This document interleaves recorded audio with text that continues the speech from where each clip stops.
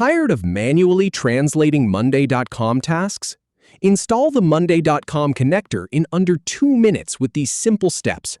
I'll walk you through the installation process step by step, from accessing settings to granting permissions. First, click the Settings gear icon in the top right corner to open your account settings. Then, from there, go ahead and click on Get Add-ons to browse available integrations. Now, in the search bar, type monday.com to find the connector.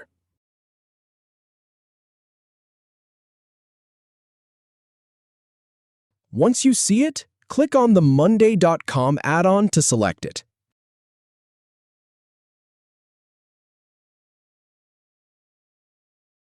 Click the Install button to begin the installation process.